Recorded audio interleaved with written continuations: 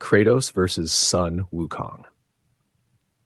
Two of the most powerful warriors in all of mythology and fiction, the Ghost of Sparta against the Monkey King. Both have shattered gods, defied death, and reached power levels that sound impossible. But if these two titans actually clashed head to head, who would win? That's what we're about to find out. So strap in, because this gets absolutely insane. Let's start with Kratos.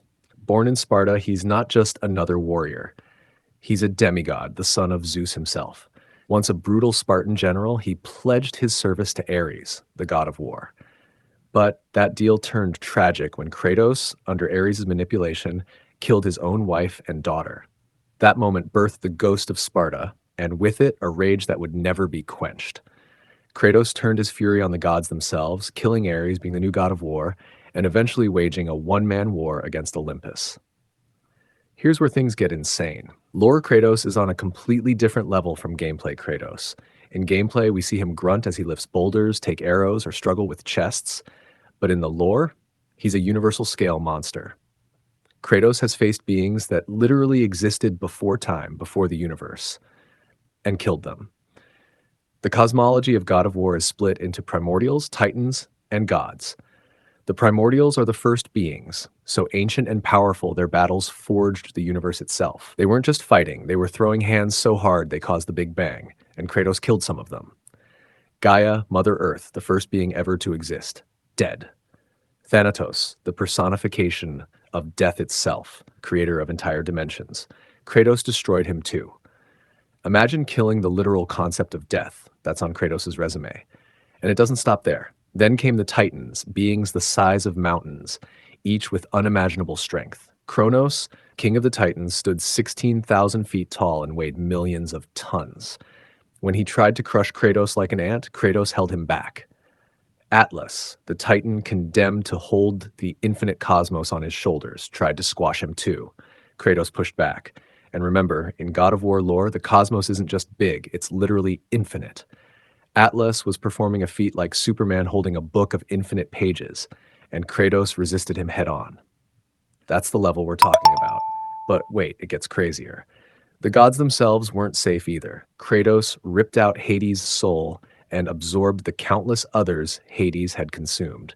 He killed Poseidon, the god who could one-punch a titan into oblivion, and Zeus, the most powerful god of Olympus, the sky father whose rage could shake the entire universe, the creator of the Blade of Olympus, the single most destructive weapon in his pantheon.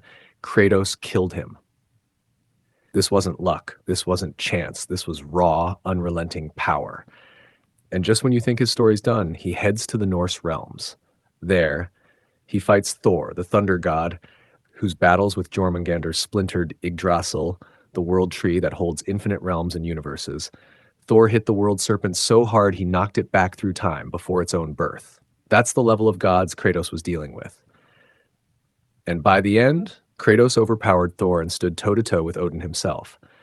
At this point, Kratos isn't just a god killer. He's a walking apocalypse, the destroyer of worlds, the man who consistently defeats beings tied to infinite realms and fundamental concepts. He's rage incarnate, and he doesn't stop. But now, let's look at his challenger, Sun Wukong, the Monkey King. Born from a stone formed from the chaos of creation, he leapt into the world with unnatural power. Crowned ruler of the monkeys, he still wasn't satisfied. He feared death. So he sought immortality, and oh, did he find it. Here's where it gets wild. Sun Wukong didn't just gain immortality once. He stacked it. He devoured the peaches of heaven, each granting eternal life. He drank the elixirs of longevity. He erased his name from the book of death itself. He literally cannot die. Every time you think there's a way, Wukong already blocked it. And that's only the beginning. The Monkey King's powers are ridiculous. He can shapeshift into anything, from gods to animals to inanimate objects. He can pluck a single hair from his body, blow on it, and turn it into anything he imagines. Weapons, beasts, clones of himself, even clones of his enemies. And he has 84,000 hairs. That means when you fight Wukong, you're not just fighting one Monkey King. You're fighting an endless army of them. Each clone is just as strong as he is. That's a nightmare matchup. But wait, it gets even more insane. Sun Wukong has copied the powers of his enemies and thrown it back in their faces. He's defeated hundreds of gods, lifted the Milky Way galaxy, which in his mythos is infinite in size, and he even dared to face Buddha himself. The fight with Buddha is legendary. Buddha told Wukong, "If you can leap out of my hand, you can take the Jade Emperor's throne." Wukong, cocky and unstoppable, jumped across heaven itself, basically infinity. But when he landed, he realized he never left Buddha's palm. Why? Because Buddha's hand contained all of existence. That's how Wukong lost, not because he was weaker, but because he was up against enlightenment itself. Still, after being sealed for 500 years, Wukong only grew stronger. On his journey to the west, he reached nirvana. First, incomplete nirvana, transcending all concepts of reality above mortal God and formless realms. And then, complete nirvana, where he became omniscient, omnipotent, and omnipresent. The Monkey King literally transcended existence. At that point, he wasn't just the Monkey King anymore. He became the fighting Buddha, beyond everything. So here's the million-dollar question.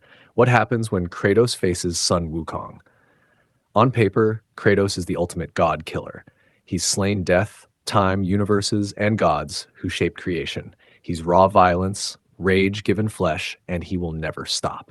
But Sun Wukong, he's the unkillable god. Every strike Kratos lands, Wukong comes back. Every ability Kratos unleashes, Wukong copies it. Every enemy Kratos has fought, Wukong has armies of clones to match them. And when Wukong ascends to nirvana, he's not just stronger than gods. He's beyond the concept of strength itself. Here's the brutal truth. Kratos could fight with everything he has, blades, rage, even the full might of his godhood. But against Wukong, it wouldn't matter. Kratos can kill gods. Sun Wukong transcended gods. Kratos is the destroyer of worlds. Wukong stands above worlds, above life, above death, beyond everything.